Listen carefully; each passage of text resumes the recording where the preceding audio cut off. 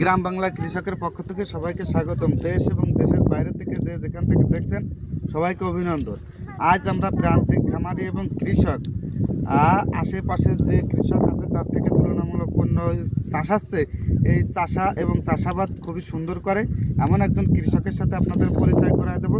আজকে সে পেঁয়াজ চাষ করেছে, পাশে পেঁয়াজের দানা রাখছে, একটু দেখানোর চেষ্টা করবো। আপনারা দেখতে চান এই যে পেঁয়াজের যে দানা রাখছে অর্থাৎ পেঁয়াজের বীজ, এই যে পেঁয়াজের বীজ এই যে যতটুকু জমিতে রাখছে অসাধারণ দাম এবং অসাধারণ কলা কৌশল নিয়ে পেঁয়াজের দানা রাখতে হয়। সবাই রাখতে পারে না এবং কিছু কিছু কৃষক আছে যারা নিজেরাই উৎপাদন করে এই বীজ সংগ্রহ করে নিজেরাই আবার পাতর মতো আবাদ করে সেই দানা বিক্রি করে এবং এই যে দানা বিক্রি করে অনেক মানুষ লাভবান এবং অনেক চাষ করে অনেকেই ভালো কৃষকের পরামর্শ। তাই আমরা একটু জানতে চাবো এই কৃষকের কাছে যে এই যে দানাগুলো রাখছে কিভাবে, কি কৌশলে এবং কিভাবে দানা রাখলে ভালো হবে, আমরা সঠিক পরামর্শ নেওয়ার চেষ্টা করব। এখন আপনাদের সামনে নিয়ে আসবো, এই কৃষকের সাথে কথা বলিয়ে দেবো। আচ্ছা আঙ্কেল, এই যে দানাগুলো আপনি রাখছেন, সুন্দর চাষ করছেন, এর কৌশলটা কিভাবে রাখতে হয়? এই দানা প্রথমত পেঁয়াজ লাগাতে হবে, লাগানোর পরে এই যে কিছু কালি আমি ভেঙে লাচ্ছি, মানে এই যে মুড়ি পেঁয়াজ একটু বড় সাইজ দেখে রাখবো। হ্যাঁ, এইটা মনে করো ছোট পেঁয়াজ লাগাতে আর ওইটা একটু বড় পেঁয়াজ, ওটা লাগালে এই দানাগুলো ভালো হয়। মানে এই যে তারপরে স্প্রে করতে হয়। সার ওষুধ কেমন দিতে হয়?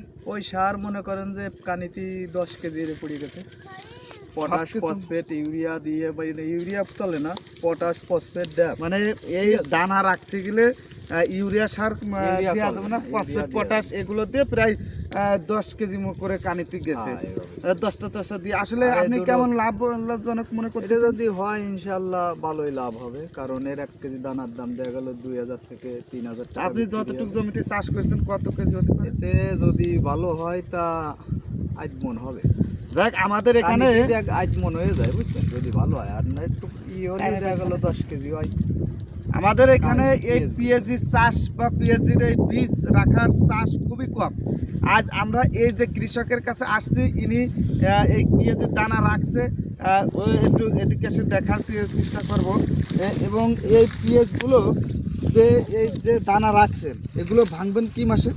এই ফাল্গুন মাসে, যে আপনার এই চৈত্র বৈশাখ মাসে ভাঙ্গা পড়বে, ঠিক আছে? হ্যাঁ, আপনার বৈশাখ মাসে এই দানাগুলো যখন পাইকে যাবে, এই দানাগুলো কালো হয়ে যাবে, ঠিক আছে, মানে পাইকে একটা এসে যাবে, সেই সময় ভাঙ্গা পড়বে। ভাঙ্গে নিয়ে আপনার ওই বাড়ি নিয়ে রোদি দিয়ে শুকায়, এই যে গুঁড়া যে পেঁয়াজটা থাকে ওটা তো খাওয়া যায়? ওটা কিছু নষ্ট হয়ে যাবে আর কিছুটা খাওয়া যাবে, ঠিক আছে? এই যে পুরোপুরি নষ্ট হয় না। যাই হোক, ধন্যবাদ। আপনি এই চাষাবাদে কৃষকদের কি বলতে চান? এই চাষ করলে কি লাভবান হবে? আশা করি যে সবাই করলে কম বেশি লাভবান হয়, কারণ এটা আমাদের দেশে, মানে আমাদের গ্রামের দিকে একটু কম, অন্য জায়গায় ভাই রাখে, ঠিক আছে? আমাদের এ জায়গা কম, এই তাই আমিও অল্প একটু রাখিছি। গতবার রাখছিলাম পুরো বইতেই, সেটা মার গেছিলো, গতবার এটা দৈরে আমার ক্ষেত নষ্ট হয়ে গেছিলো, তাই এবারও আবার রাখছি। ইনশাল্লাহ এবার একটু ঠিক মতন। আমার এই ভিডিও দেখে যারা এই চাষ করতে চান তাদের যদি চাষে পছন্দ হয় তাহলে এই আমার এই আঙ্কেলের সাথে যোগাযোগ করবেন, সুবিধা অসুবিধে এসে বলবেন। আর এর থেকে যদি আঙ্কেলের থেকে সুপরামর্শ, আরও ভালো পরামর্শ নিতে চান, কৃষি অফিসার অথবা উপকৃষি অফিসারের সাথে যোগাযোগ করবেন।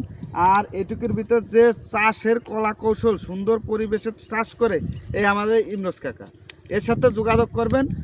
আশা করি পরের ভিডিওতে ভালো এক কৃষকের কাছে যাব, ইনশাল্লাহ আপনাদের ভালো পরামর্শ দেবো। আজ এখানে আবার দেখা হচ্ছে।